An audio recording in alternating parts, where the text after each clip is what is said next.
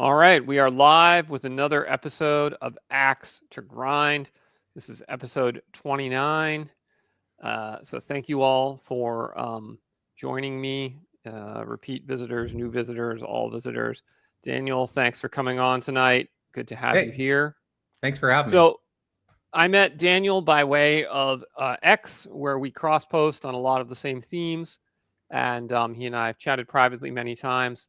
Thought it would be great to have him come on the show. He is a YouTuber and game designer. Daniel, you want to talk a little bit about your background, Primeval fantasy, that sort of thing? Yeah, sure.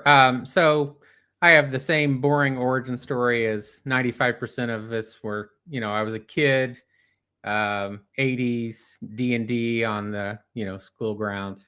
So where I've gone over the past many years is that I want the role-playing experience to very much be uniting the player perspective with the character perspective in all ways. That unity of perspective is what generates the strongest experience. The height of what role-playing is really about is being this other person in this other world or, other setting. And so I had lots of iterations of systems through the years where I was, using it, trying to reach toward these themes. And and the primeval part of it is my love of a very specific fantasy genre.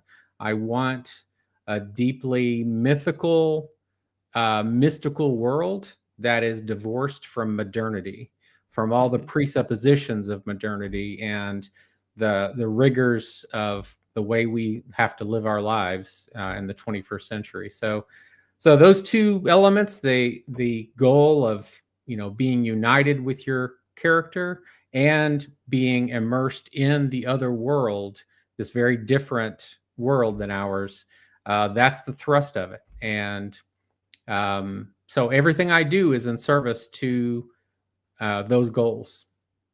All right, so this is interesting. A while back I had Mr. Gibson on the show, and he's a representative of the classic adventure gaming movement.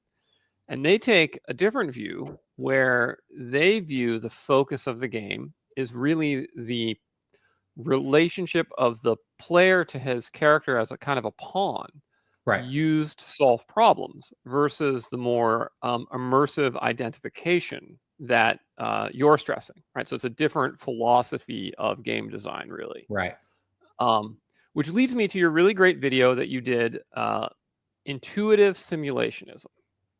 Okay, and the reason I wanted to dive into this as our topic tonight is that I think there is a misperception in the industry as a whole that to be a simulationist requires you to be crunchy, to be rules heavy. Okay. Now, certainly I am myself a fan of rules. I am on the crunchier side. But just because I am that way doesn't mean that all simulationists have to be. So I saw your video and I was like, okay, this is great because this is simulationism, but it's simulationism from a more of a free Kriegspiel point of view. So I wanted to talk about that with you. So for those who probably haven't seen the video, you should go see it. It's on his channel. Check it out. I linked it in the description. But tell us, what is intuitive simulationism? Yeah, so we should start with the intuitive part. And I have to reference a neuroscientist who I follow named Ian McGilchrist, who has, over the past 12 or 15 years, dedicated himself to the understanding of the hemispheres of the brain. And essentially everything that we've been taught is bullshit. And you got to go find his books if you're interested in the science, which I'm not going to try and represent here. Go find it. There's the two main books, which would be The Master and His Emissary or The Matter with Things, if you have about 10 years to read, because they're gargantuan books. Anyway, so the intuitive part, that word itself is also misunderstood. the bottom line is that the human brain can look at any problem, and based on how informed you are about real life stuff, and more quickly and more dependably can we arrive at accurate, useful conclusions. Mm-hmm. And so the old picture of, well, you're either referencing 12 charts or you're hand waving is just a false binary. The fact is that if we are informed enough as adults to understand things like climbing or falling down or what have you, we can almost instantly come up with a reliable and useful conclusion, and for GMs to make adjudications. Mm-hmm. And so I also used to be very crunchy. Like, the old iterations of my system are embarrassingly crunchy and Mm-hmm. convoluted because I was chasing realism, and I thought that more detail gave me more realism, but Mm-hmm. in fact, it doesn't. It only reinforces the paradigm that I created mechanically, right? It becomes a self-referential loop, which it felt like I was being realistic, but I wasn't really. It was kind of like bowing at my own altar, right, of my own creation. So um, all right. So when it comes to making adjudications, I don't advocate a rules light system. I'm not rules light myself. Mm-hmm. Um, I think that the proper way to reach my goal is to understand the world, to understand the core mechanics, and to rely on mechanics as like a touchstone or the skeleton of a body or an anchor for a ship, where it Mm-hmm. gives you this general area where you're going to be hovering over, but you're not locked into place. It's not like hitting a bullseye, Mm-hmm. because trying to do that, trying to have this precision, actually works against your goal. It's not really more realistic, and what you lose by trying to have that level of granularity detracts from the point of the game. Okay, a lot to unpack there. Yeah. So first off, so the underlying psychological basis for your theory is based on this fellow McGilchrist, who's a neurologist, neuroscientist, Neuroscientist and philosopher. Yeah. neuroscientist, philosopher. All right, and so he says the human brain has a impressive capacity to intuit the correct or likely or predictable outcomes of questions or problems or challenges if it knows enough about the ground state. If it knows Right? enough. That's right. If it knows enough, so if it's well educated, and so and it can do that better than it's going to do by trying to follow a sort of quote rationalized chart-based proceduralist approach, Exactly. because much of what we know is not necessarily describable in abstract or symbolic or representational terms. It's embedded in deep intuitive architecture of our brains. Yeah. Is that right? Yep. Okay. And so then drawing on that, the point of the rules then becomes more or less to provide that baseline education from which you can intuit outcomes. Because for instance, we can't necessarily assume that a typical GM, let's say, he has no idea what the baseline speed of a trireme is, right? Just off the top of his head, the typical person doesn't know that. So the Right. rules can tell us the speed of a trireme, but then we can leave it to the GM to adjudicate, okay, well, how fast can the trireme go if 20% of the rowers have just been eaten by a dragon? And then he can intuit that. We don't need to have a specific rule saying dragon Exactly. eating rower mechanic. Yeah. Right. Yeah. Okay. All right. So that's the gist of the theory. Mm-hmm. Now that's the intuitive side. Let's talk about simulationist side. What do you see as simulationism as compared to gamism or narrativism or whatever other Forgist term we wish to Oh, use? yeah. Yeah. Well, Because I let go. simulationists they didn't like that term at the Forge. Yeah. I brought it back, man. I'm bringing it back. Yeah. More power to you, man. So I see it as like, for first of all, free of all GM imposed narrative steering. So that's the first part, is that you're in this world, and the touchstone propositions would be legitimate cause and effect, without any fudging, without any steering, without any help, or being an asshole DM. But those are really rare, I think. Nowadays, Yeah. 30 years ago, it probably it was the other wasn't way. as rare. Yeah. But so yeah, I want to be in a world that feels real, that feels three-dimensional, that has causation, that has the laws of physics, just that are in this world. And I don't want anything to steer it or help it, or armor or plot armor, quote unquote. None of that. So the simulation is, so I'm of course in love with Tolkien. My preferred setting is Beleriand, or some version of Beleriand, because it reaches that primeval fantasy feeling where Sure. gods and magic and mystery are everywhere. There's no government. There's no architecture of society. Blah blah blah. It reaches that. So when I say simulationist, I want that world to feel as real as possible, with real causation at work. Okay. All right. So, so that tracks, I think, more or less with the definition of simulationism I've given on my Substack and my videos. I've talked about it from this perspective. So imagine you're a Prussian general who's been instructed to run a game of Kriegspiel. Now, there's a couple. You could imagine you've been invited to run a game of Kriegspiel as an entertainer who's supposed to make sure everybody has a good time. And so you're going to make sure that the side that's playing Napoleon and the side that is playing the Tsar of Russia at Borodino are evenly balanced, and you're going to modify the rules and the force composition a little bit to make sure it's a good game, that everyone has a good time. Or you could be charged with giving the player the narrative experience of what it's like to be Napoleon at Borodino.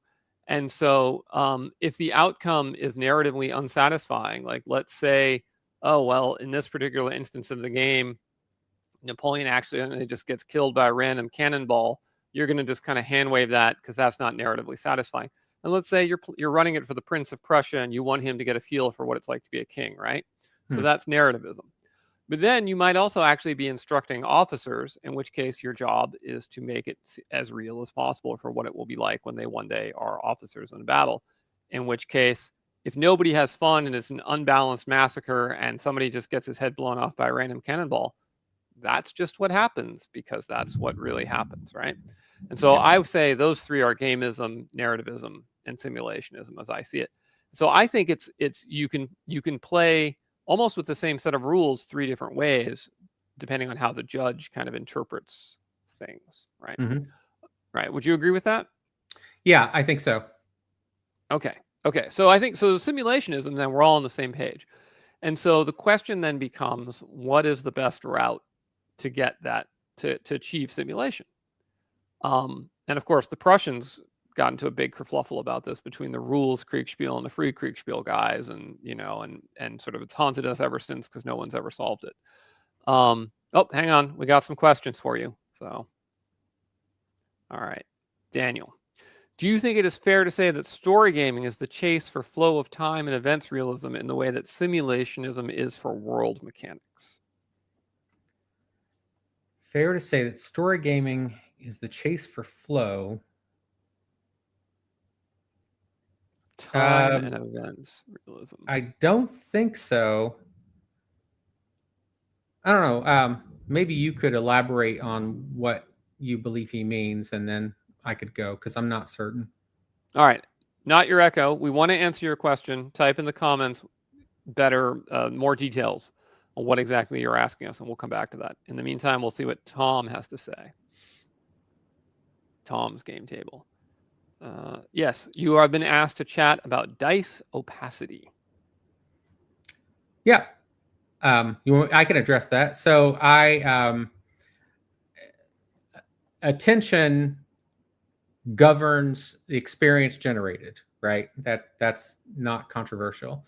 So I believe that the height of reaching this goal that I want includes players not being involved with any mechanics whatsoever when they're playing. So no charts, no algorithms, not even rolling their own dice. Everything is as close as we can, and I mean the point is that we are unified with our character's point of view when we are not distracted by mechanics, dice, cell phones, whatever. So yeah, I am a proponent of that, and it's not just some idea that occurred that hasn't been tested. I've played this way for 3 years now, and all my veteran players who, I mean, we had been working toward an immersive style for a long time. When we made this shift, it was like a rocket booster going off. And so a lot of people hate it for lots of irrational reasons, and they've never tried it. So try it. Okay, so dice opacity is the players neither roll the dice nor see the results of the dice. No dice, no charts, no numbers. It's pure description and descriptions back and forth and actions. The GM rolls everything. Okay, so I can see that working. I can also see that cataclysmically failing if the players don't trust the GM. Yeah, that's right. That is one of the common objections, and I find it really strange because, I mean, well, I personally only play with friends. Right. So I never go to a game store or anything like it. But I mean, if you don't trust your GM, I mean, what are you saying about your GM's ethics, that they're going to de facto cheat, or that, I mean, all the implications that follow from that are really unsettling. So I mean, and GMs can cheat anyway. I mean, even if the players are looking at everything and rolling everything, if you have a GM who's inclined to cheat, I don't care if everything's rolled right there on the table. The GM's going to find a way to cheat if he's inclined, right? So it really is an ethical and like a time to be in a moral adult and never cheat. Well, so the very use of the word cheat implies a particular role for the GM that not everyone shares. So I'm going to play devil's advocate here. Sure. You know, I talk about this in Arbiter of Worlds, right? As I quote at length from the 3.5 edition Dungeon Master's Guide version 2, in which they openly and explicitly say you should fudge the dice, you should change the hit points of the monsters. Right. Your goal is to create a, like a roller coaster ride of thrills where everybody gets to the destination safely and happily. Yeah. And so those GMs aren't, in their view, cheating. They are, in fact, doing their job of entertaining by modifying the results in such a way to create the most entertaining experience. Yeah. And they would, in fact, say that the way I run, where I don't do that, makes me a bad GM. And I've had that criticism, and people go at it online. So I would say, I think the challenge you would face running your way for a group of strangers is that the number of GMs that runs that way is much larger than the number that runs from a simulationist perspective today. Mm-hmm. And so the players are going to, by default, basically not believe you. Yeah. Yeah. Yeah. That's why I'm not sure who said this. Maybe Black Lodge guys said this, that rule -1 is never play with strangers. Yeah. Bradford here. Yo, Bradford. So he says high trust versus low trust environments determine if this is viable. Yeah. Absolutely the case. Yeah, totally true. Yeah. Yeah, that's right. So, yeah, let's see. So Agile Monkle says, when I played with Gygax a gazillion years ago, after you rolled your character, he rolled for you. Yeah, he rolled from that point on. So I've heard that as well, that Gygax rolled all the dice. And JF says, massive fan. So he asked, do you have thoughts on the Shauner approach to immersion? Only play in first person. Don't ask questions of the GM. Rather than, do I remember X? You say something like, I try to recall X. Yeah, I only discovered Shauner probably about a year or maybe 18 months ago. And just what a great guy, what a character. And yeah, I do agree with that paradigm of play of once you're playing, you don't say, my character says, you just talk. And I mean, there's a whole bag of tools we've got to strengthen this unity of perspective, which will then strengthen the immersion, the other world immersion that I'm after. And yeah, Shauner had lots of good tools, and he would tell you right out when your methods were wrong. He was quite a character. Yeah. All right. So not your echo has followed up to give us this clarification. He says, the flow of all events within the world without the interruption of mechanics and roles, a simulation of life as we live it, versus trying to capture everything that transpires in life with rules and roles.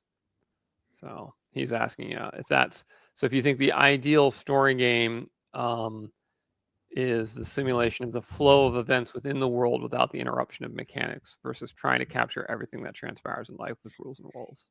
Yeah, I mean, the term story game is problematic because it might imply that you're playing one of those games with a narrativist mechanic, and I don't like any of those games. I don't think they're fulfilling either as narratives and certainly not as role-playing games. But I think to answer the spirit of the question, yeah, that's right. You have enough realism. So I mean, I followed the Pareto principle with regards to mechanics and rulings, the 80-20 rule.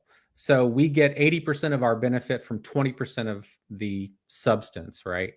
So, I mean, I've crafted all of my mechanics in Primeval Fantasy to be what you would call skeletal, but not minimal, because they are reaching out to encompass everything under general principles. And it's the understanding of the principles that allows you to use them reflexively and intuitively. And in the other video, I gave the example of driving a car. We don't go through the manual to see, oh, what should I do now that this thing appeared in the middle of the road? We instinctively know what to do. We make thousands of calculations. And when you let yourself GM this way, it's not lazy at all. It's using the power of the mind to, reach reasonable conclusions at lightning speed. But like you mentioned with was it the trireme? There are things you have to know. And so if you're getting into details like that, you do have to become informed of them ahead of time. And so again, I'm not rules light. I'm not saying, oh, I don't care. I'm saying that once you know, using them at the table with this methodology is the right way to go. Right. Yeah. So I would say this. I partly agree and I partly disagree. Where I disagree is that my own research into the ancient world has led me to discover that many of my intuitions, my deeply held intuitions, as an educated man, were wrong. And I think this is widespread, and it is ruinously characteristic of a lot of fantasy fiction, that people bring their intuitions based on the modern world into the past, and then the past doesn't make sense. And so many of the rules in ACKS, of which there are a voluminous volume, are actually addressing areas that I found unintuitive and are attempting to provide that framework for people. So, for instance, like how many swords can you buy in a medieval town, or how many mercenaries can you hire, things like that. And so there's ample charts on things. What's interesting is that many times people have criticized ACKS for not having rules on really, really obvious basic things that all the other games of equal crunch do have rules for. So, for instance, there's no rule in ACKS that actually states that when you shoot an arrow, that the arrow is considered used up. There's just no rule. It doesn't say that anywhere, nor does it say that it can be recovered. It just doesn't mention it at all. And it's just because it just kind of always seemed intuitive to me that if your arrow hits its target, you could it would be used up, and if it didn't hit its target and you're firing on soft ground, you could probably just go recover it later. It just seems so intuitive that it never occurred to me to write a rule for it. Whereas I'm like knee deep in writing rules for point of sale of square rigged vessels with disposable masts at Right. Mediterranean seas, right? Right. So yeah. So I think I largely agree with you that a lot of things are intuitive and can be just handled by a good GM. But maybe the scope of what I think is unintuitive is larger than you. Maybe. Well, all right. So going back to the word intuitive, what I'm trying to get across is that when you have a body of knowledge, and all bodies of knowledge are always going to be changing, right?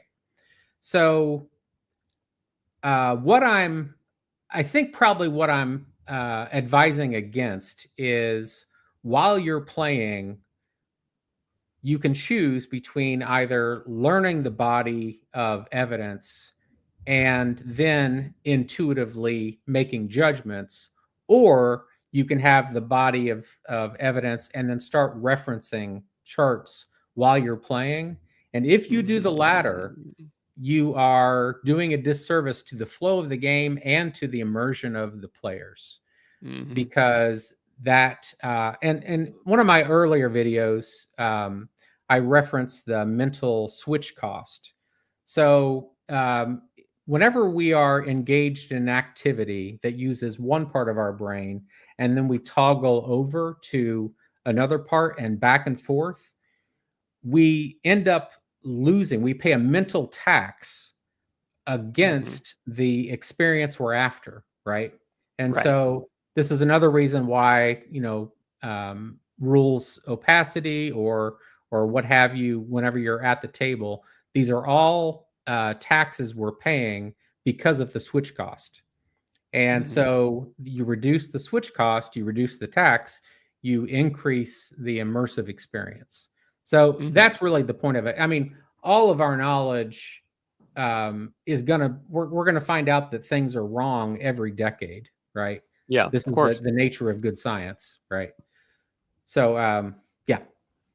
All right. So Mr. From G.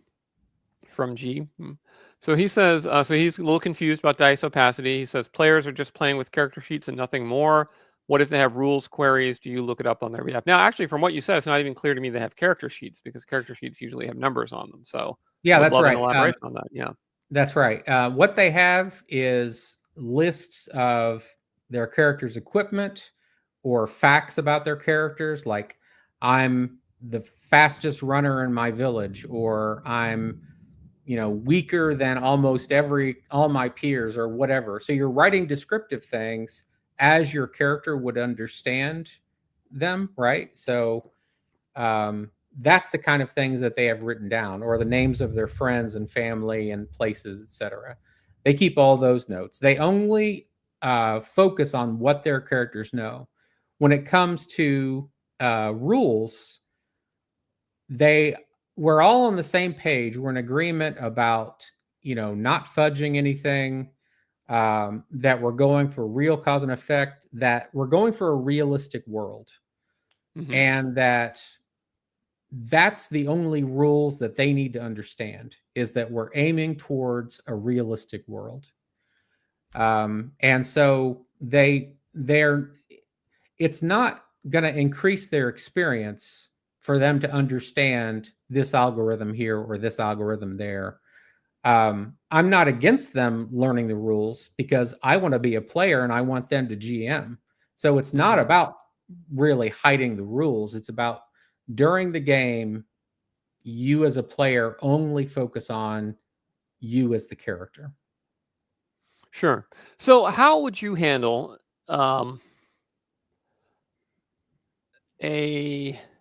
okay, so an example, in ACKS, there's a mechanic called spell singing, which is meant to simulate, what you see in the Silmarillion when Luthien to Nunaviel, can sort of spontaneously sing songs to accomplish her magical effects. Yeah. And the way it works is your character has a list of effects he knows, and then you build the spell, and then based on the difficulty of the spell, you have to make a roll to succeed and spend spell points, right? And so Yeah. it's fairly crunchy. You actually have to know, quote, how magic works, Yeah. right? And I can't imagine how you could do that particular system. I can't imagine how you could do it without having rules mastery and numbers in front of you, as an example. Right. And so would you say a system like that is simply like suboptimal for your desired style of play because it does force that? All right. So I can tell you that in the old iteration, one of my players who was always playing a mage actually ended up having to have his calculator and lists of things to crunch the spell points and the duration of effects. So we've been down that road ourselves. So where we've gone now is that it's the same general structure that we used to have. We have spheres, you have cost enhancements, etc. All of that's going on, but now I, as the GM, handle it, and I'm totally fine approximating the numbers. So it used to be where this spell was actually 28 spell points, and the player controlling that guy had to keep track of that number. So now I'm like, it's around 30, boom, 30, move on. And I'm tracking the spell points, but I am not spending time crunching.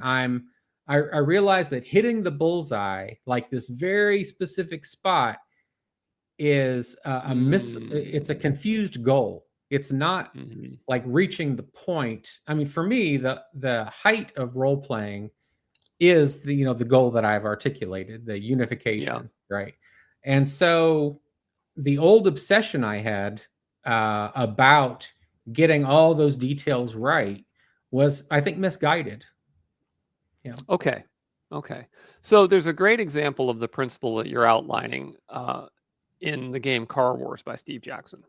So Car Wars purports to be an incredibly realistic game where acceleration is modeled and vehicles have different handling classes, and there's a turning key that tracks your drift, your 15, 30, 45, and 60-degree turns. If you lose control, you actually do fishtails with your vehicle of 1 or 2 pips like this before you move, or you do drift, or you oversteer or understeer, depending on the type of suspension. And so it's incredibly detailed and incredibly realistic until you realize that the combat rounds are 1 second long and it takes 10 minutes to do a combat round. Yeah. And so it is incredibly realistic, and it's simulating everything except the experience of having to make a snap decision in a fraction of a second to avoid hitting a wall. Right. Because actually, in fact, everything is incredibly slow. And so you're not at all thinking like a driver. You're thinking like a geometrician who is using a freaking slide ruler to calculate the optimal race course path. Right. And so that's like the platonic example of what you mean, where the quest for crunch ends up destroying the flow of the actual lived experience. Yeah, we lose the forest for the leaves, for the veins on the leaves. Yeah. No, I totally get it. All right. Oh, this is a great question from Mr. Grumpy. Okay. So Grumpy Wizard says, by the way, Grumpy Wizard, your beard is epic, and I salute you. So Grumpy Wizard says, humans are not good at perceiving probabilities. Players may expect a thing to happen but fail by die rolls. The players come to distrust the GM in a string of bad luck. I personally have had the opposite happen. So I run all the dice open, and we had a series of events occur the other day in one of my games that was so ludicrously improbable, with me rolling multiple 1s in a row and the players rolling multiple 20s in a row, that they won a fight that they never should have won. Like, it was astonishingly improbable. It ought to have been a party wipe. And I know that if I had hidden those dice, they would have been tempted to think I was fudging to avoid the party wipe. Right. So how do you address that? Well, I mean, first, I only GM with friends, and I would only be a player to a GM who I trusted. Yeah. And I mean, again, that's an ethical trust issue. Like, Right. Do I really trust that you're being honest with me? I mean, and also like sitting down, at the table, the conversations need to be, okay, what do you really want? And if I found a GM, the first thing out of my mouth would be, I want an honest simulationist world with none of the, bullshit that I hate. Yeah. And so, I mean, after that, it's trust or so. I mean, here's your choices. You can either proceed under the umbrella of distrust and lose the goal of the game. The goal of the game is that immersion that I'm after, right? So, okay, now I know I'm not being lied to and cheated because I see the results and I've ruined my RPG experience. So you have to, I mean, not a leap of faith. I have faith in people that I've known who are honest to keep being honest. And Yeah. like what you're describing, I can see the temptation to think, oh, the GM is coddling me. But I have to choose, I have to proceed as if I'm trusting you or not play at all. That really is where I end up landing. Yeah. So I'm going to speak as a GM who I do some roles in secret. Like I'm not averse to it. I have run games exactly as you've described with opaque dice, particularly games that have cumbersome game mechanics. Like I ran Rifts once with opaque dice, and people said it was the best game of Rifts they ever played because they just got to focus on the crazy world and they didn't have to care about mega damage and stuff like that. Yeah. Right? Yeah. So I've done it. But as a GM, I still favor rolling dice in the open for this very specific reason, which is it removes the temptation. And I'll give an example for me. You have a buddy who's going through a divorce, right? He loves this character that he's been playing for years. He loves this character, and he's going through a divorce. He's having a rough go all week. He's been talking about how much he's been looking forward to the session, and he comes to the session, and then just through just a string of really bad luck, he dies on a failed save to something he really ought not to have died of. He did nothing wrong. It just was the roll of the dice, right? Yeah. And if it's totally opaque, I've seen friendships end over stuff like that. I'm not saying they should. I'm not saying I think it's healthy, but humans are human, humans sometimes. Sure. And I've seen friendships end over stuff like that because of recrimination in a sense. And so I think there's value in rolling openly just so everyone sees it, right? It's just like, look, man, it is what it is. That's the die roll. So that would be my one concern with opaque dice, is I have seen such weird things happen. Now, again, I think in a perfect world, for maximum verisimilitude, absolutely. Like it would be awesome if people could be high trust and they don't have to see the dice at all. So it's hard. It's hard. Yeah, I mean, the groups I play with, well, like I said, they're all friends, and so there is that trust there, and it would be a real violation. Like I would feel violated if I thought my GM was ever fudging. I mean, I guess you could have a webcam on the dice and you could record the session. If you really don't trust your GM, then go ahead and get a webcam. They're $10, and now you can verify it after the fact. But I actually think that's actually a really great solution, right? Like you say, listen, okay. I'm recording it, so I'm not fudging. Yeah, okay. I mean, if the group really needs that, then that's fine. But I mean, I am convinced that the attention of the player at the table generates the experience. And so, if you need that kind of a fix, go ahead and do it. But do it. Actually, try it. Try sessions with that kind of like the players don't see any rules at all, because I mean, so going way back. The magic of role-playing games is it's a chimera between wargaming, miniature wargaming, etc., and make believe, and those two are smashed together, and the way that they're smashed together generates the kind of game we're talking about. Yeah. So a lot of and so here's the problem again with switch cost. Many people through the decades have played where at this moment I'm role playing. 8 seconds later, I'm playing the miniature war game, back and forth, back and forth, back and forth. Now, you may be stimulated by the fact that you're toggling, but stimulation, excitement is not the same thing as depth. And depth is what we're after, the experience of pure focus. And that's what I call the eudaimonia of role playing games. Its true mastery gift is we're back in make believe land, but with rules.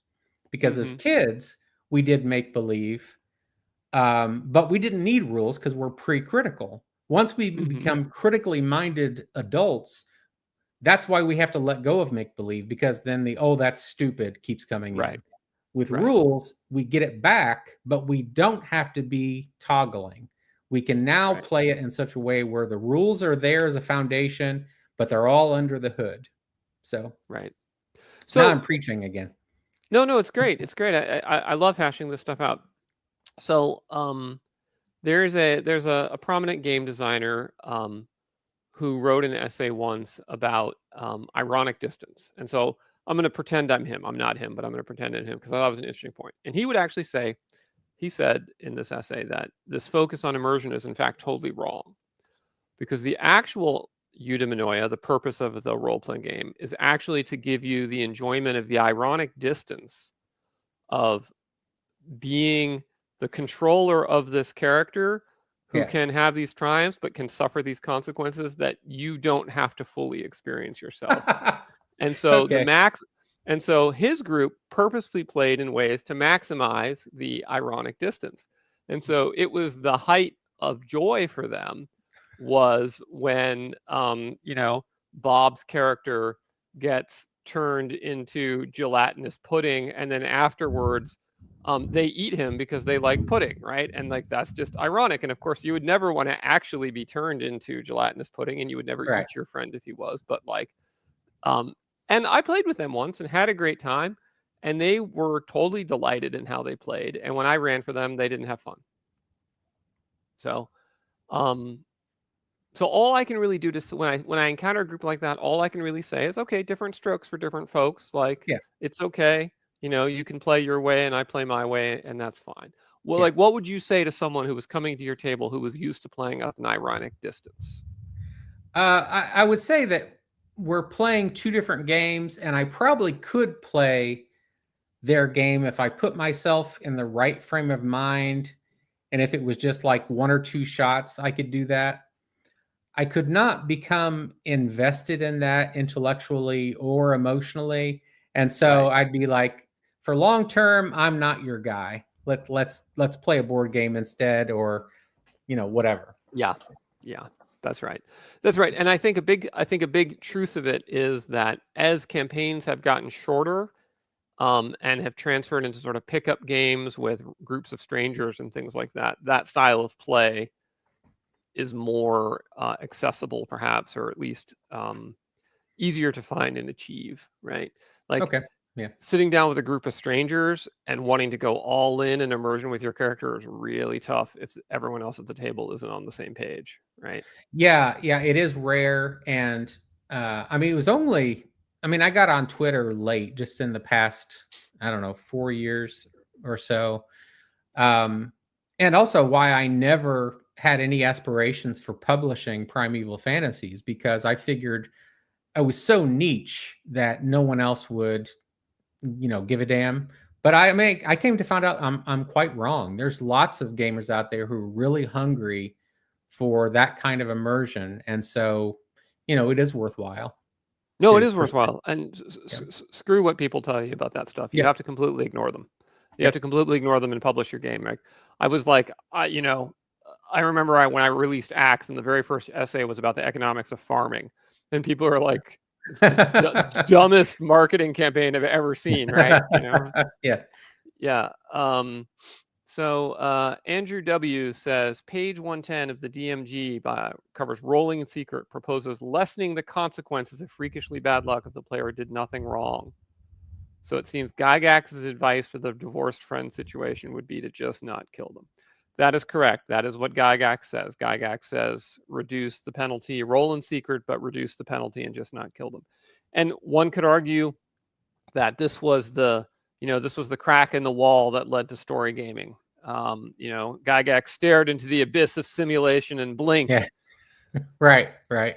Well, I mean, also, this is why, I mean, I don't like, I mean, I cut my teeth on D&D, but I left it because I don't like the wild randomness of it. I mean, a lot of the wild events that happen are because of D&D mechanisms, right? That's right. And so if you change your mechanisms to be more restrained, more realistic, more circumstance based, then those wild, kills or whatever are gonna be really rare. Yeah, So, that's right. I mean, like, I eschew any D20 mechanic. I think it's wildly unrealistic to have your skill and the situation be affected by that much randomness. Mm-hmm. And so, yeah, I just did away with it. And my mechanics are much more restrained, much more human. Mm-hmm. Mm-hmm. So let's see. So an aid worker loading water, it's a highly specific username, says, don't players like rolling dice too? So this is an interesting comment, right? Because there is a joy to rolling dice, like you see it in Ameritrash board games, for instance. Yeah. So what do you say to the player who says, look, I just like rolling dice. It takes away some of the fun if I don't get to throw my 10d6 for my fireball or whatever. Yeah, I mean, we all have fun doing all kinds of things. But so the question is, what are you here to do? What do you really want? If you really want a specific experience, then all these external things become disposable if they're in the way. And I've concluded that they're in the way. And so I'm willing to get rid of them, all kinds of things, whatever they are. Yep. Yeah. Now, are you an Aristotelian in general? So you cited eudaimonia of gaming. And so the argument you're making is primarily Socratean, but yeah, go ahead. okay. So the argument you're making is essentially an essentialist Aristotelian argument for role-playing games have a telos, and so you have to pursue the telos of the game, and there are certain accidents which you can dispense. Accidents in the scholastic sense as being non-essential properties. That's right. With which the you can eudaimonia requires the arete. The arete in this case is make your methodology absolutely devoted to the goal. Yeah. So it's very good. So I got there in a different way. You read my book, so it sounds like for you the telos or is immersion, and then for me it was agency. The experience of player agency and of meaningful consequences in an objective world.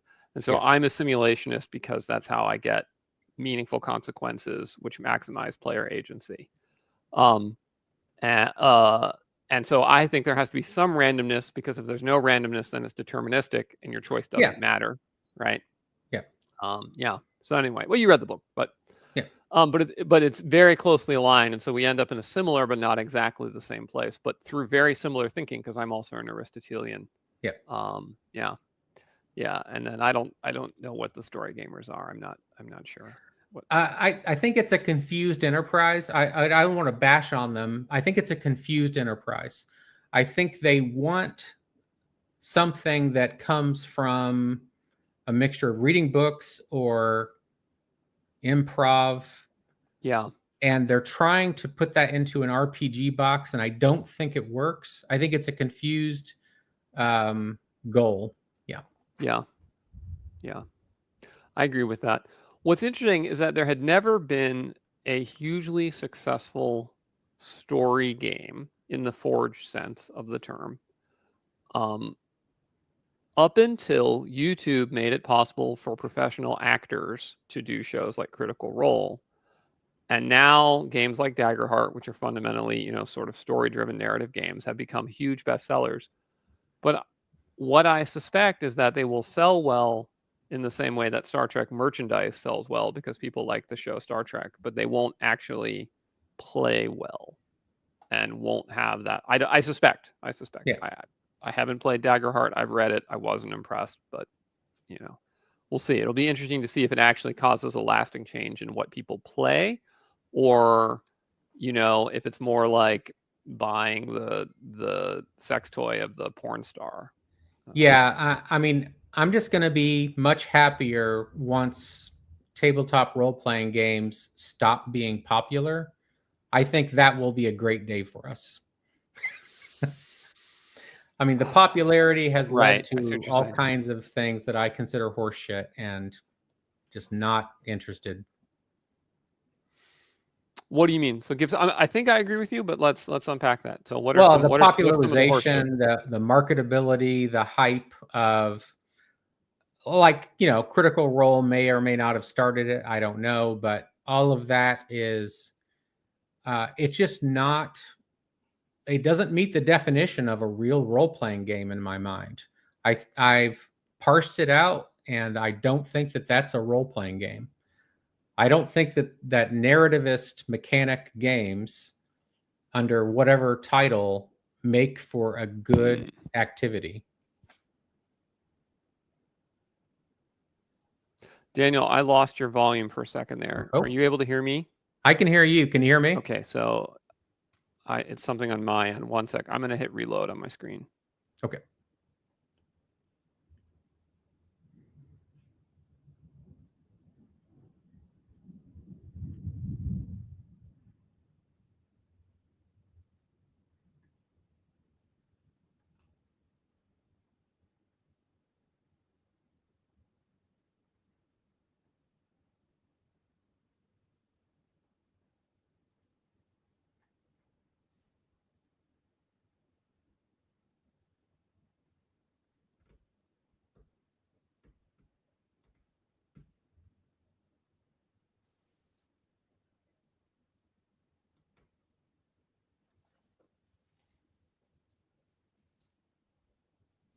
All right.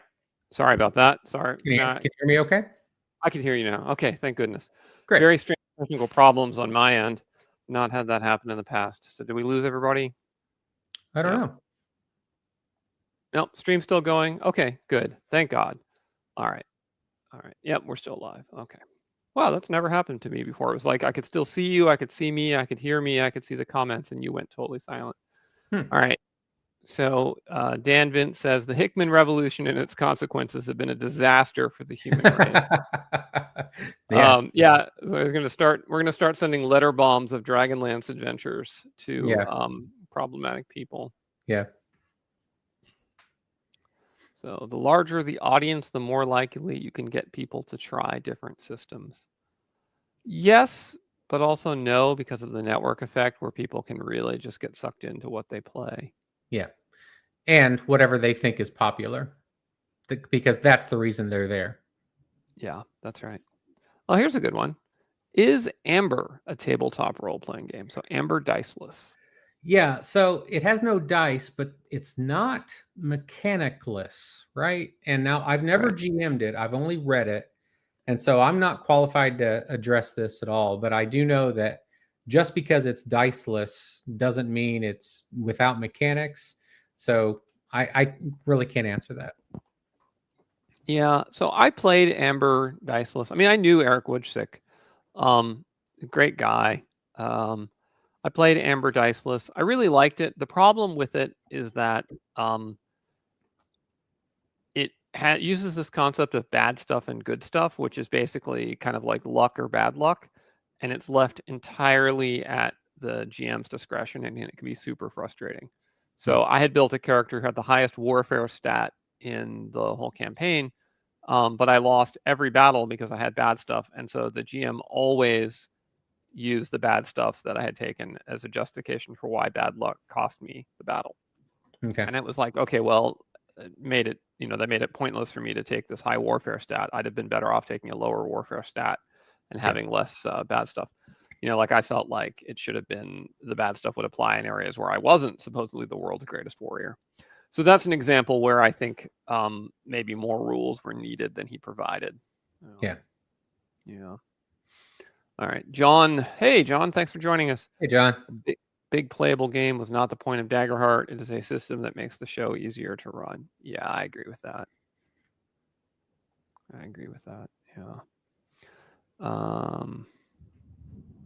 Yeah, I think we just answered that one. It's trying to simulate an episode of Critical Role. Yep. I too await the return of the hobby to the underground. Yeah. So yeah, it's interesting because I saw, and you're my age. We were talking about this before the show, so you saw it as well. Like the hobby went from like very early 80s. It actually almost hits the mainstream, right? So it's in ET. It's like they've got Dungeon Dragons clubs at school. Yeah. Then it goes off a cliff and becomes the nerd hobby again. Right. Then goth girls start playing vampire, and there's this glorious golden age. Then that kind of goes off, becomes a nerd hobby again, and it kind of stays there until what, like 2010, maybe 2000. Yeah. 12, 15. Yeah, and then it gets really annoyingly mainstream. Yeah. So yeah. There was a really I block it out and do what I care about. Right. Yeah. I really loved the 3.5 era, just in terms of the sheer amount of volume of product that was being made. Was, as a consumer, it was a really great time, right? Yeah. So like it wasn't mainstream, but it was an avidly supported hobby, and that was a really nice place to be. Yeah, that was a really nice place to be. So, well, why don't you tell everybody a little bit, like, what is the plan for Primeval Fantasy? You haven't published it yet. Is it going to be published? Are you going to publish it? Kickstart it? What's the plan? Yeah, I am going to publish it. I've dedicated myself now. I've been slaving over the website, which I'm going to release at the same time, that has a smooth character generation and at least in some part to give a tutorial just on the website as you're doing it. But yeah, I've definitely got to publish it because I've developed it through the years purely to play with because we love it. We just absolutely love it. And I couldn't find any experience that got close to what I want. And so I did it myself. So yeah, I'm definitely going to publish it. I'm just really learning from people like you and others who are talking about how to run Kickstarters, how to do marketing, etc. Because I suck at all these things. I'm just a game designer, and so I can't give a timeline. I can say I work on it 60 hours a week, if that helps. Wow, that's amazing. Yeah. What are some games that you think are close to your platonic ideal? So games that you admire. There's a few that are coming to my mind that I think you might like, but I don't want to mention them. I want to hear what you think. Sure. So back in the day, I was really I did like some of what Rollmaster was doing, but on deeper analysis, I end up kind of rejecting them. I think it's better than D&D second, at least. That's the last time that I was really into D&D. But so Harn, for example, I loved what Harn was trying to do, and I respect the hell out of Crosby for plowing ahead, and in spite of so few people being in that simulationist camp, he was really pushing for it.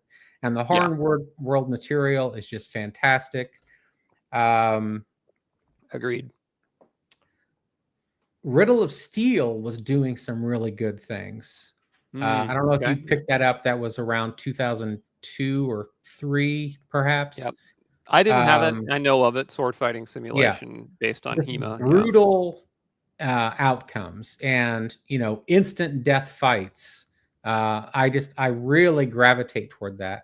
But none of the books I found were willing to make the methodological shift away from the what I call the clumsy chimera, the chimera that makes you keep toggling between the Mm-hmm. two activities. And so that's where um, a lot of my book is going to be encouraging the use of that methodology and the intuitive simulationism, etc. I think, I mean, things like that used to be written as little side notes, if anything. But I Mm-hmm. think that method is primary and mechanics are secondary. Mm. And so, we'll see who likes it. But I am committed to completing it and publishing it. Yeah. Gotcha. Did you ever play a game called Everway? I think it was by Jonathan Tweet, maybe. No, I don't think so. Yeah, yeah. It was interesting. It was rules light, but it wasn't very story gamey. It was rules light, but it was intended to be um a simulation of the mythical, I guess. Nice. Um, yeah, yeah. It definitely had a very strong flavor that was focused on what I would call high myth, rather than the sort of like you could see running the Silmarillion with it. Um, Yeah. yeah, yeah. So, Yeah, that's where my oh passions are. I hate modernity. I hate the 21st century societies. And when I role play, there's nothing more grotesque to me than the fantasy genre infected with modernity. And so I do everything I can to yeah, jettison it. yeah. It's a big problem, I think. Yeah. And it's particularly infested some of the biggest brands, um, where it feels like you're not really playing in a fantasy world. You're just playing in, 21st Yeah. century Seattle with Yeah. swords. Yeah. I don't Yeah. see the lure. All right. So let's see. So an aid worker loading water. There must be a lot of water. Do you explain how a game works, even if they're not rolling and engaging with those systems? So this is interesting. Yeah. So is the game built, in other words, so that the person doesn't have to know the mechanics and can just interact with the world mechanically? And how do you address things for which there isn't a real world counterpart, like magic, for instance? Like, do they need to understand how magic works? So the overarching rule is that the players should only know and pay attention to what their characters would know. And so, in every regard, whether you're jumping over a creek or whether you're actually wielding magic, you will know what your character knows. And so, and I love spellcasters. And what I tell them is things like, when you do this ceremony at this shade of the moon, here's what you're feeling. And when you try and do X, Y, or Z, here's what you see, here's what you feel. And so instead of, I mean, just take I throw magic missile, I roll, I did 3 damage.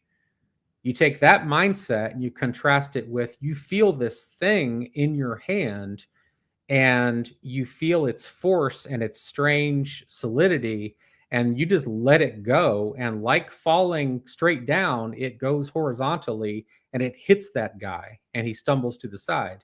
You take those two psychologies and they're night and day Mm-hmm. between the experience that you're getting as a player.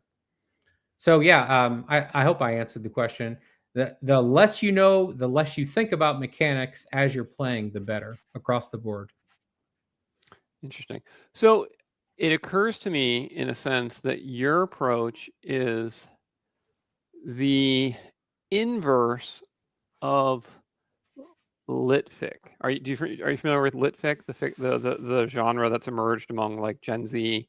Yeah, So it's fantasy where the mechanics are exposed, but they're exposed in the world itself, right? It's yeah, very popular in Asia.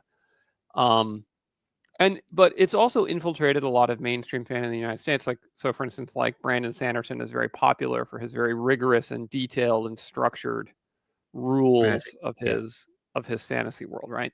yeah, Whereas Tolkien is very much like, what are the laws of magic in Tolkien's world? Like, there's some but it's a very mythic worldview. It isn't a it's a romantic worldview. It's a Yeah. mythic worldview. It isn't an enlightenment rationalist worldview, right? It's very hard to mechanically say who's more powerful, Luthien to Nuviel or Elrond or something, right? Right. Luthien. But anyway, It's looking. yeah, bad Yeah. example. Okay, Yeah. but yeah, right. So in a sense, you're almost on the far opposite spectrum of the opposite of that, Yeah, that's right. where, yeah, right, right. So then what we really need to do to mess with you then is we need to send you a group of Zoomers who want to have intuitive simulation, but the intuitive simulation they want is of a lit fiction with exposed mechanics. And Okay. then everyone's smoke will just come out of all their ears and it will be Nice. oh man. All right, let's see. We got we got some stuff here. We got some people fighting in the background here. All right. Let's see. Let's see. All right. So Grumpy Wizard says there were DMs running original D&D in the old days using opaque dice. John Peterson quotes some Zines where this was discussed. Yeah, we someone else mentioned that earlier as well. Yeah. That, Sandy Eisen is the guy's name, and it's someone that rightly thereafter called it Eisen's Vow. And so Sandy Eisen was the gamer, and he corresponded with Gygax, and his was like really more stark. It was like the players will never know any of the rules, et cetera, et cetera. And this is in 74 or 75. So we're yeah. talking about 6 to 12 months after D&D's out there that this split already starts existing. Right. And for lots of reasons that, I mean, partially about cash, right? So if TSR says, hey, players don't need to know the rules, think about how much less merch they're selling, right? Yeah. So there are some unpure motives market wise. But yeah. Yeah. Yeah. So I was raised a poor orc child. Says Pandora's box is open. It's too late. Many have already read the DMG. Yeah, and that's fine. Like I said, I want to be a player, so I want others to know my rules. Is there anything more fun than being a player in your own system? I mean, that really Right. is the height That's a good of fun. So I'm not against them knowing it. I'm just against players paying attention to it at all while they're playing. Yeah. Yeah. So one of the best sessions I ever ran was I sat down and I gave people characters that were just, as far as I could tell, just ordinary people living in the modern day, right in our own hometown. And no stats or anything, just descriptions, some links about how they were related to the other characters. And we just started playing as I narrated sort of strange events happening as a third world war begins to escalate, and weird portals begin to open in different places near the city and whatnot. And at the very, very end of the session, like the portals tear open and the swarm of insect monsters comes zooming through, and psychic potential energy begins to flood as mass death is occurring. And one of the guys is like, "Motherfucker, we're playing riffs!" And like he suddenly realizes, Yeah, that's great. what's been going on. And then what was interesting though was that then in the very next session, since they had figured out we were playing riffs, like we switched to actually using the riffs, and everybody immediately lost interest in the campaign, and we Right. didn't ever play a third session. They loved it up till the moment they had to interact with the riffs rules. Right. And then they didn't have fun anymore. And so at the time, I took that as a lesson of, oh, I guess the riffs rules just weren't a good fit for my group. But then, but there's an argument that actually the lesson here is that there's something really beautiful about the dice opacity of a truly intuitive simulationism. Yeah. The other place where I've done intuitive simulation with great success is I have frequently had people play themselves, and it's literally like in this moment right now, and then we just do a zombie apocalypse scenario. Yeah. And I roll all the dice, and I use a very simple system, usually Dream Park or something very simple to model them, and that's very, very good fun. except that people get really, really mad at me if they ever see their stats and find out I haven't rated them as like, the most effective super Rambo zombie killer. And then they're like, I can't believe you gave me such shitty stats, man. Right. But nevertheless, Yeah, we've had that's something you just learn to let go of, like the old idea that I need, the Superman character with these stats, etc. If your goal is, well, we'll say gamist. I don't like the GNS model anymore, but we'll Yeah, use it. yeah. It's Um, useful though. yeah, that's right. It's useful. So I mean, all those desires fade away because we realize we're not doing the gamist thing at all anymore. We just want to play these other people and delve into this other world. And so yeah, that stops being a concern. Right. Okay, so we got some interesting comments have come in. So Quantum Wings warns that this won't work if you want to play a spellcaster, and I can see the truth of that in some systems for sure. For sure, Yeah, it there are depends some. on the system. That's true. Yeah. Yep. Yeah, totally true of some systems. It works in mine. Mine is still elaborate, still deep. Jeremiah warns DMs who obscure the game to be for their story is not a DM, and that is definitely true. Like, but we should clarify we're not talking about obscuring the game in order to promote your personal novel. Definitely. Yeah. So Grumpy Wizard Skip Williams has stated his intention was the player should know exactly how the mechanics work before telling the DM what they do. Yeah, I mean, third edition was almost the platonic instantiation of a gamist game in that sense. Yeah. Yeah. Although, well, I shouldn't say that. It did have some really strong simulationist components too. So let's see.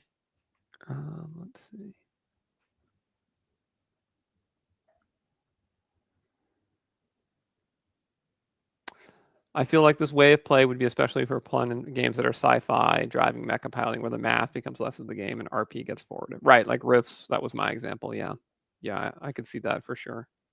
Cyberpunk would be another one where it could work really well, I think. Cyberpunk would work really well because people's intuitions would fit so well. Like, you don't need to think about what it's like to live in a dystopian hellhole. Like, you're like, hey, man. Right. Right.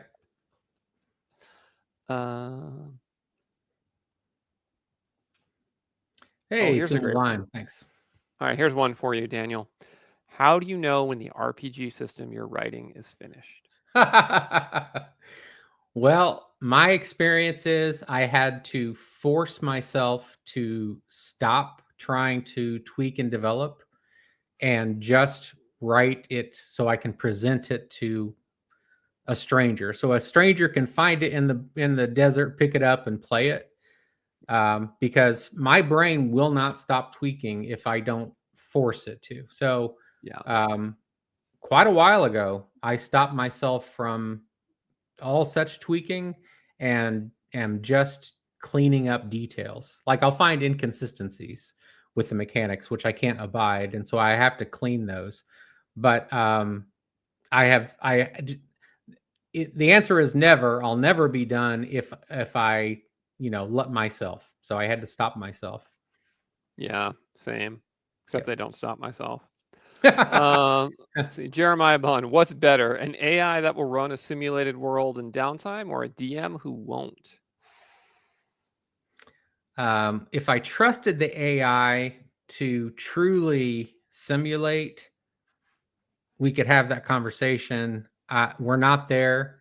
What would happen is the AI would, AI lies to the user all the time. And all the AI would do would be to present enough information to you to convince you that it is being faithfully simulationist, but it's not really doing it. Maybe in a year. It's evolving so fast. Who knows? We're not there yet. Yeah. It's actually a good question. Do you have any opinion, Daniel, on the one-to-one time controversy that wrecks our hobby every day on X? So let's see. I read John's book on it, and I listened to someone's video. I can't remember whose. That was a really good steel manning of it, and I listened to it. And where I land is that if I were lucky enough to have tons of gamer friends, I would probably do that. I Right. don't know how these guys ended up so lucky that they have 30 friends and 6 groups to do this with. Now, I know that John does not say it's a requirement for numerous groups. Where I sit is I don't see the value of it if you just have one group. Right. But I am very picky on calendars, timekeeping, weather, moon shades. Timekeeping is indispensable because Yeah. cause and effect cannot function without tracking time. The one-to-one thing I don't see any value of for my one group. Yeah, that's more or less where I come down to. I'm very strict on timekeeping, but I don't use one-to-one time unless I need to balance multiple different groups. Yeah. All right. Welp wants to know, what's your option on using ancestry instead of race? Not sure what ancestry would mean, but I can say that the vast majority of the time, the players are just playing humans. I think it damages the aesthetic and the genre to have someone play Joe the elf, right? Or Tom the dwarf. By the way, I loved your elf dwarf war. That was priceless. It's good Um, fun. but yeah, I almost never allow non-humans because I think it damages the genre. That like elves are supposed to be this other thing, this totally other thing, and dwarves too. Just Hmm. they should be so different and alien that they get encountered, but they're not your buddies, and they're not just humans with great eyesight or whatever. So Hmm. I think that answers it. Yeah, so interestingly enough, most players in my campaigns tend to play humans. Like my Grey Brotherhood right now, all of the player characters are human, and in my Pirates campaign, all of the player characters are human. ACKS obviously does support elves and dwarves as player characters. Um, I take the point of view, Welp, that it would be better to use the word species than to use the word ancestry. I think ancestry is going in exactly the wrong direction because it suggests that being a dwarf is like being a Greek, right? Like, my dad was Greek and I have Greek ancestry. But, the fact that I have Greek ancestry says very little about who I am as a person. Right. Whereas if, like, I was related to a race of undying immortal beings that was gifted in magic and had a lifespan measured in centuries, like that would be very relevant about me. And I kind of wouldn't downplay that as my ancestry. Hmm. So the only reason I don't really use the word species is it's just very anachronistic and modern. And Yeah. whereas race is what the ancients actually would have used to describe that thing and did use to describe those sorts of things when they talk about, like they'll say you can read Herodotus or things like that, and they'll be like, oh, a race of strange one-legged, men who live in the hot sun, right? Like they just race was the word they used, so that's the word I Right. used. Yeah. All right, let's see. Fromgy, what are your thoughts about using real-world maps modified for fantasy to promote a sense of familiarity? I moved to Bucharest and run a game based on Romania. Any thoughts there, Daniel? Only to point out that the characters in my world rarely see a reliable map, and therefore the players don't either. Um, I only show the players what their characters would see, and cartography for 99% of its history has been woefully wrong. And so what I show them are okay, that region is to the northwest, and that's about as good as it's going to get.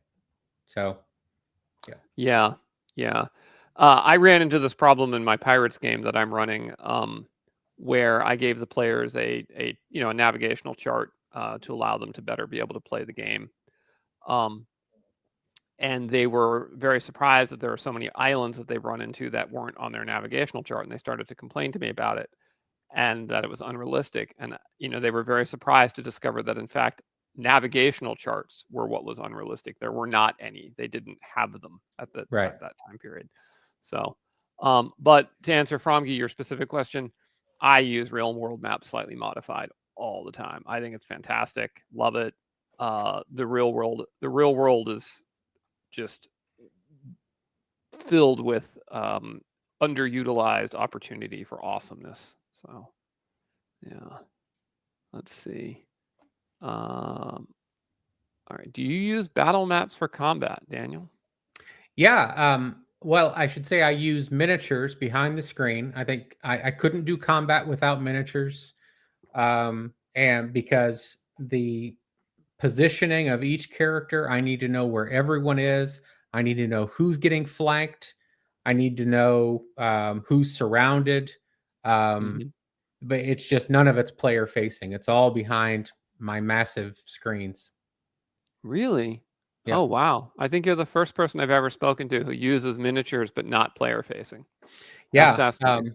because I mean, I have a real strong streak of like fairness and objectively right results, Mm-hmm. and so there's no way I could track it without miniatures. There's just no way I Right. could do it. Yeah, and Right. but what I describe to the players is like, and also, I mean, keep in mind the chaotic blur of combat. They don't get told everything. Mm-hmm. um, and this is like where willpower comes into play. Like the characters with great willpower or mental stamina can be calm enough to understand what's happening in the room. Everyone else is like, you have this brute coming at you with a sledgehammer. That's Right. your whole world. Your whole world is this one guy, right? So I Right. tell people what I think they would perceive. Yeah. What would you do? What would you do if you were running a game where they were role playing and through their actions they had ended up in command of an army?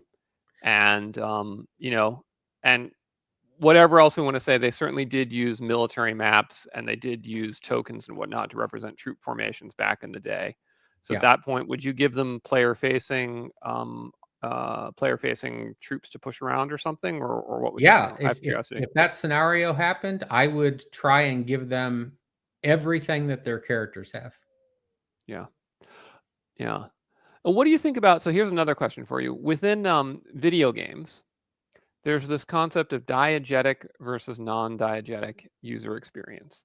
Mhm. So, and I'm sure you're familiar with it. For the audience, an example of a diegetic user interface is, let's say you're wearing a suit of power armor, and the amount of ammo your gun has and the shields that are protecting you are actually displayed as if you would see them in the heads-up display of your power armor helmet versus you're playing a fantasy character, uh, and your hit points and mana are displayed just sort of floating there because it helps you play the game, but they have nothing to do with what you are actually would be seeing in the game world, right? So the former is diegetic, the latter is non-diegetic. And so it seems like you're okay with exposing game mechanics or maps or battle maps or whatever if it's diegetic. Yeah, but how often is that going to happen? Like, I what don't know. scenario in a fantasy setting? Now, if you're in a sci-fi setting, well, even in a sci-fi setting, let me say that unless the heads-up display actually matches reality, then all they're seeing is their HUD, right? Yeah. If their HUD is Yeah. wrong, they don't know it. Yeah. So yeah, so it would be weird to have any kind of objective um, data coming in, but it's never going to be the meta objective data. It's not going to be the ontological. It's always going to be the phenomenological that comes to the players. Interesting. Yeah. Well, Traveler went out of its way in a really interesting way to offer diegetic game mechanics, right? So, like for instance, supposedly the Traveler planetary codes that you generate are supposed to be the actual codes that the Empire uses to categorize the planets, right? And the stat block is supposed to be the actual code that the various enlisted and commissioned services use to rate the officers, right? And so, like, if you were to look up a person's personnel file, you would actually get his traveler ratings. Like that was the conceit of the games. Huh. All the character stats and planet stats were diegetic. And what Hmm. would be interesting there was you could actually run a game where they look up the enemy and they get his character stats and they have their own and they're wrong. Right. You could you could exploit that and say, this is what the system thinks they are, and then you privately, as the GM, have different mechanics. So they show up at the world thinking it's got a toxic atmosphere, but actually it's got an oxygen atmosphere. The data was wrong. Yeah. Yeah, that would be fun. Yeah. Yeah, you could do that. So, yeah, let's see.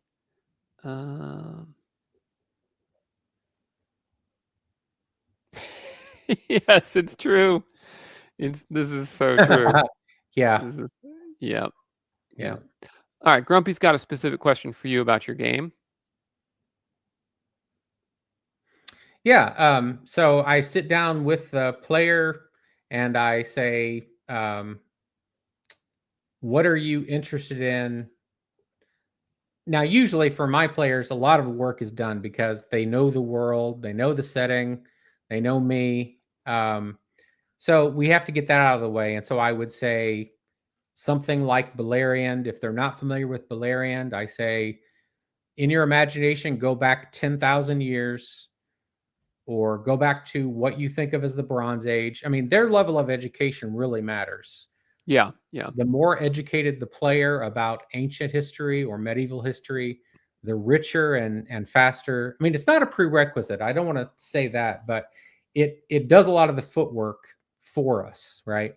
Yeah. But so okay, so we talk about the setting. I talk about my staunch anti-modernic paradigm for fantasy, and then I say, what kind of character appeals to you, and then I do all the rolling. Matter of fact, my character gen app does all the rolling, and then based on that, I'm selecting their skills and their numbers. I mean, they're telling me what they want their character to be good at.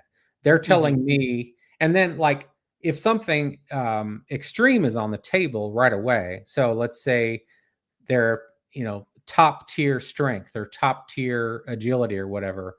That's relevant to like the rest of your life, right? That affects if you grow up and you're already stronger than all your peers and all their big brothers, you're guaranteed going to have a different life than you would have had otherwise.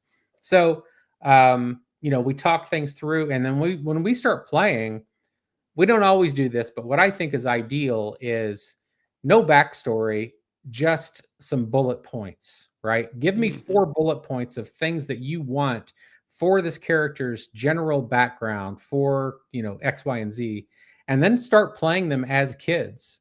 And as kids, we start going through sessions. Now, we don't keep playing them as kids, but what I found is that the connection that the players have with their home village, with their cousins and uncles or parents, whatever, that if you name it and you have them role play those events as kids, that the connection is so much deeper than, okay, you grew up in this village, here's your backstory, and you got slaughtered by orcs, and I mean the family got slaughtered by orcs, blah blah blah.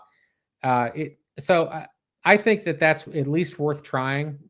Start them off as kids. You tell me what you want, what you did. Did you become a forester? Did you become a ranger? Did you become, violent?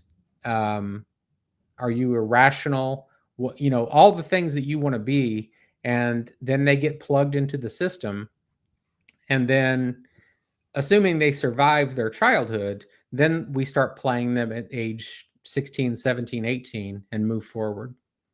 By the way, Grumpy Wizard has a great blog. I encourage you to find it and read it. Oh, right on, Grumpy. Okay. Good to know. Yeah. Good to know. Well, that's a good stopping place. We will stop with characters possibly dying in childhood before their village gets murdered by orcs. Yeah. Yeah. No, it's the true.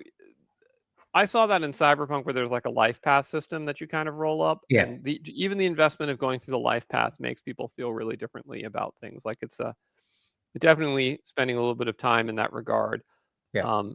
Big difference. I think the worst outcomes are when people just spin up huge backstories out of nowhere. That's right. Yeah. It would only work, I think, if you were really on the same page about the world and setting and all kinds. But even then, I'll just say I'm skeptical. Yeah. Yeah, and I would agree with you, by the way. Same with ACKS. It is much easier to play ACKS with someone who has a modicum of knowledge of the ancient world than with someone who really knows nothing about it. Yeah. It's just because it's one thing to have to learn the rules or the specifics of the fantasy world, but like if someone literally has no idea about the ancient world, it is Right. rough. Right. So, yeah, yeah. Well, that is a good stopping point. So thanks so much for spending 90 minutes us grinding the axe here. Yeah. Good to Great have you, Daniel. conversation. Thanks so much for So having me. absolutely, everyone. Thank you so much for tuning in, guys. I've got Daniel's channel. I've got Daniel's channel linked in the description. Please make sure you check out his YouTube channel. He has a ton of really awesome videos, really smart, highbrow stuff of exactly the sort that I think you all would appreciate and enjoy. Be sure to follow him on Twitter as well. He does great tweets. That's where I first discovered him. And I'm sure, Daniel, you'll let me know when you release your game, and we'll have to have you back on the show That would be awesome. to talk about it when you do. And Great. maybe you can show us some of what you've done and whatnot. So, okay. Good night, everybody.